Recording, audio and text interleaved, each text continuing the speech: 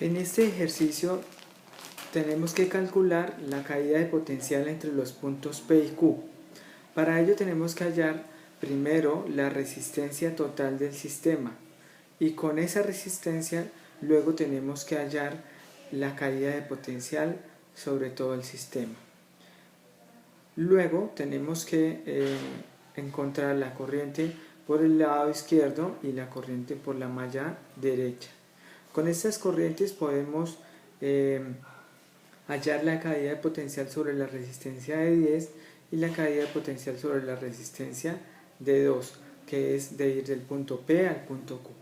Bueno, entonces ahora vamos a buscar la resistencia por el lado izquierdo, que tenemos una resistencia de 10 y una resistencia de 5, están conectadas en serie, nos da una resistencia de 15. Y por el lado derecho tenemos una resistencia de 18 ohmios y una de 2. Como están conectadas en serie, encontramos una resistencia de 20 ohmios. Ahora, la resistencia total se encuentra porque estas dos resistencias, tanto en la derecha como en la izquierda, están conectadas en paralelo. Entonces vamos a sumar en paralelo esas dos resistencias equivalentes, la de la izquierda y la de la derecha.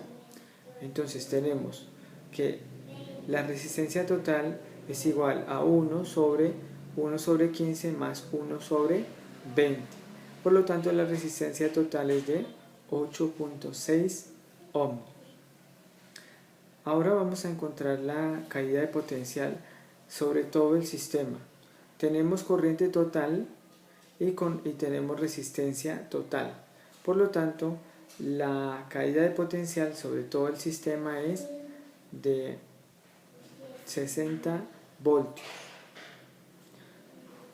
Con esos 60 voltios vamos a encontrar la corriente del lado izquierdo y la corriente que pasa por el lado derecho, porque esa corriente de 7 amperios se ramifica en dos divisiones, en tanto la de la izquierda como la de la derecha.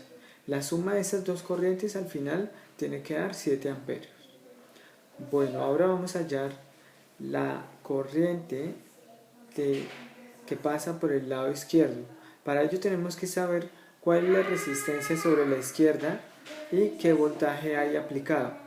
Voltaje sabemos que está aplicado entre los puntos D y B, 60 voltios.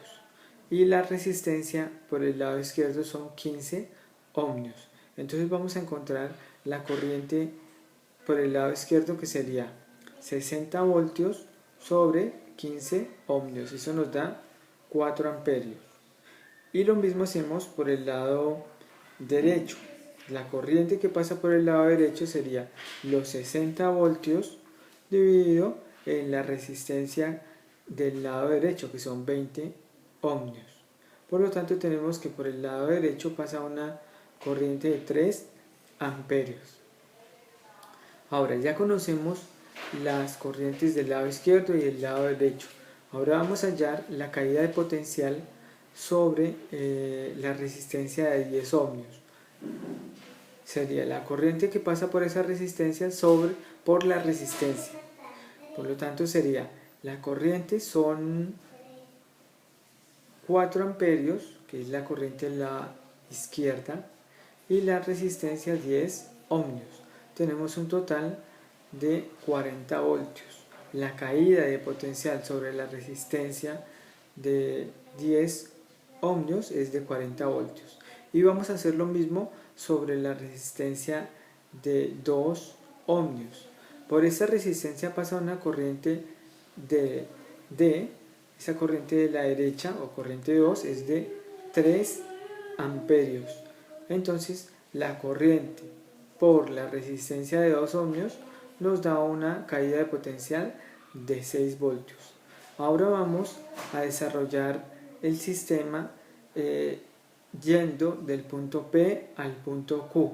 Como se va del punto P al punto Q, cuando pasa por la resistencia de 10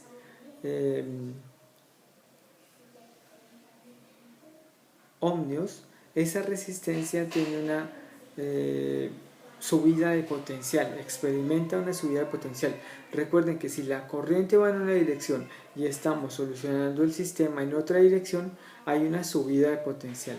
Y que si la corriente va en una dirección y estamos solucionando el sistema en la misma dirección, entonces hay una caída de potencial. Por lo tanto, sobre la resistencia de 10 ohmios hay una subida de potencial de 40 voltios.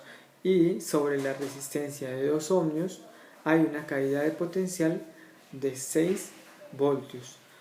Al pasar del punto P al punto Q se experimenta una caída de potencial, una diferencia de potencial de 40 menos 6 igual a 34 voltios.